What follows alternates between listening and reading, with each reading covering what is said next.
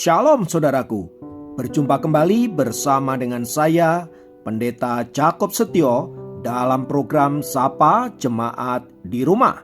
Mari kita masuk dalam hadirat Tuhan, kita berdoa, mohon penyertaan dan berkat Allah dicurahkan atas kita. Bapa, kami menyerahkan waktu renungan firman Tuhan kali ini ke dalam tangan kasih-Mu. Mohon hikmat-Mu, mohon pencerahan daripadamu. Biarlah kami mengerti akan kehendak-Mu, supaya sepanjang hari ini menjadi hari yang diberkati, di mana kami boleh hidup seturut dengan kehendak-Mu. Berfirmanlah Tuhan, kami siap diberkati. Di dalam nama Yesus kami berdoa dan bersyukur kepadamu. Haleluya, amin. Firman Tuhan kali ini saya ambil dari Ibrani pasal yang keempat ayat yang ke-12. Ibrani pasal 4 ayat yang ke-12 berkata, sebab firman Allah hidup dan kuat dan lebih tajam daripada pedang bermata dua manapun. Ia menusuk amat dalam sampai memisahkan jiwa dan roh, sendi-sendi dan sumsum.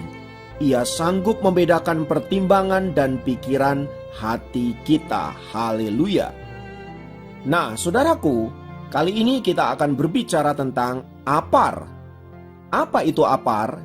Apar adalah alat pemadam api ringan, yaitu berupa tabung, alat perlindungan kebakaran aktif yang digunakan untuk memadamkan api dan mengendalikan kebakaran kecil.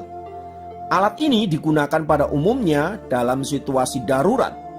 Apar tidak dirancang untuk digunakan pada kebakaran besar yang sudah tidak terkontrol. Misalnya ketika api sudah membakar langit-langit gedung atau rumah.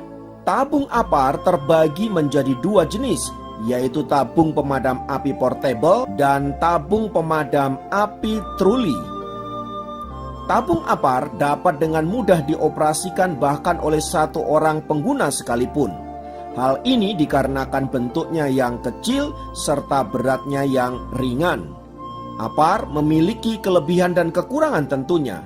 Tabung jenis ini memang dapat mematikan api pada awal kebakaran, tetapi tidak direkomendasikan untuk kebakaran yang sudah membesar.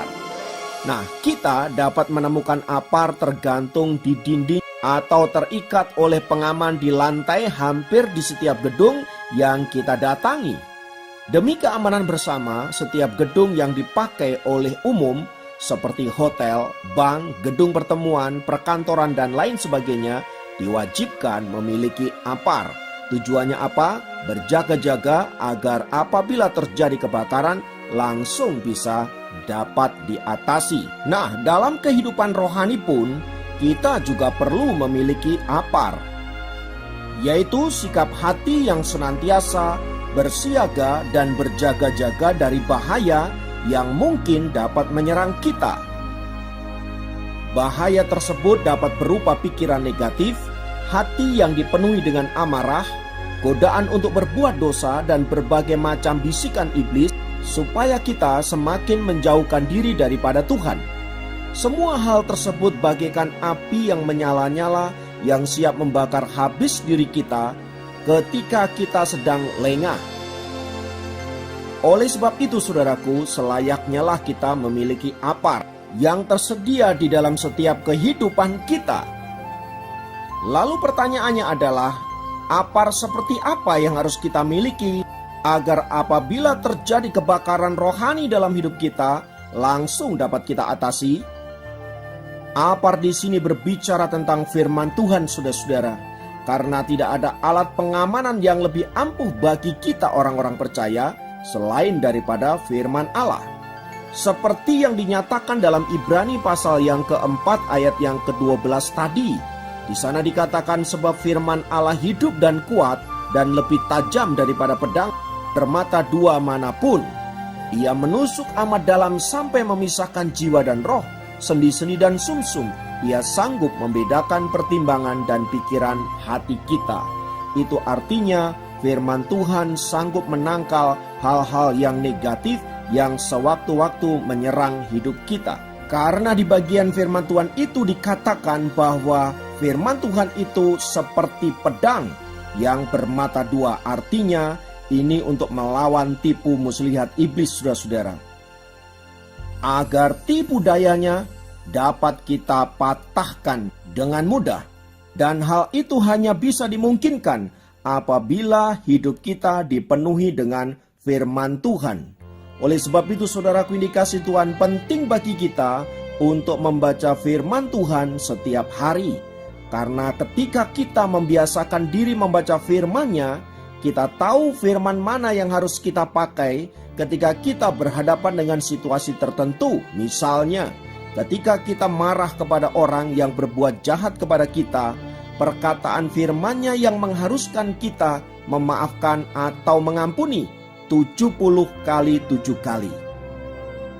Artinya pengampunan yang kita berikan itu tidaklah terbatas. Dan kita hanya dapat melakukan oleh karena firman Tuhan yang memenuhi hidup kita. Demikian pun ketika ada godaan-godaan yang bersifat seksual seperti berzina, percabulan dan lain sebagainya, kita diingatkan oleh firman-Nya yang memperingatkan kita untuk menjauhi perzinahan. Bahkan Yesus mengatakan, barang siapa memandang perempuan dan mengingininya di dalam hati, maka ia sudah berbuat zina. Dan itu hanya dapat kita ketahui di dalam firman Allah yang hidup. Dan oleh firman itu, saudaraku, kita dimungkinkan untuk dapat menghindari dosa-dosa yang dapat menyerang hidup kita. Pun ketika iman kita goyah dan sepertinya tidak lagi memiliki pengharapan, saudara, kita diingatkan oleh firman-Nya yang berkata bahwa Tuhan selalu punya rencana yang indah dalam hidup kita. Dan di dalam Dia selalu ada pengharapan yang baru. Dan pengharapan itu tidak mengecewakan. Sebab kita tahu bahwa pengharapan kita di dalam Yesus adalah pengharapan yang sempurna. Sebab kita tahu bahwa pengharapan kita kepada Tuhan adalah pengharapan yang tidak mengecewakan. Sebab Dia Allah sanggup menyediakan apa yang menjadi kebutuhan kita. Haleluya. Nah, berdasarkan penjelasan tersebut di atas, saudara-saudara, jadikanlah firman Tuhan sebagai apar di dalam kehidupan kita, agar apabila terjadi kebakaran-kebakaran kecil yang terjadi dalam hidup kita, yang menyerang kerohanian kita, yang menyerang kehidupan kita, maka dengan mudah kita dapat padamkan sebelum api itu menjadi besar dan membakar seluruh kehidupan kita. Haleluya. Bacalah firman Tuhan, renungkanlah, lakukanlah, dan nikmatilah kuasa-Nya yang luar biasa. Dan biarlah kita senantiasa menikmati keindahan daripada janji firman Allah. Terpujilah nama Tuhan. Kiranya firman Tuhan ini dapat memberkati kita semua. Mari jadikan firman Tuhan sebagai apar dalam kehidupan kita. Mari kita berdoa. Tuhan, kami naikkan pujian dan syukur untuk kebenaran firman-Mu yang menolong kami untuk senantiasa berjaga-jaga dan waspada, agar kami tidak jatuh ke dalam berbagai-bagai pencobaan yang dapat. Karena itu kami menyerahkan hidup kami hanya kepadamu, dan biarlah rencana-Mu saja yang digenapi dalam hidup kami. Terpujilah nama-Mu kekal selamanya, dalam nama Yesus. Haleluya. Amin. Demikian program Sapa Jemaat kali ini. Sampai jumpa dalam program Sapa Jemaat yang lain. Tuhan Yesus memberkati.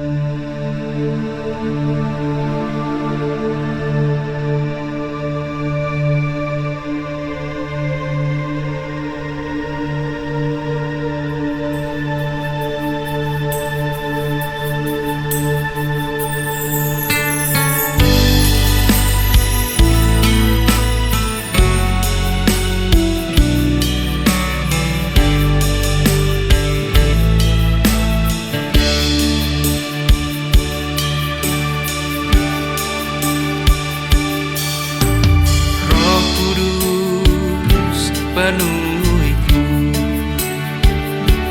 jamaah urapiku, kuatkan dan teguhkan, mengiring akan Yesus. Meskipun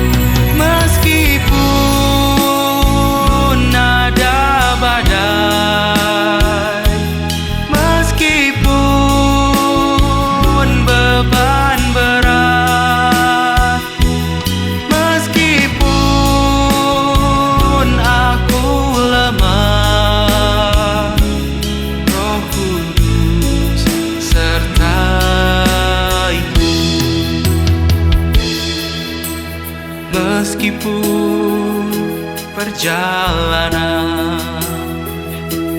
penuh liku dan terjal.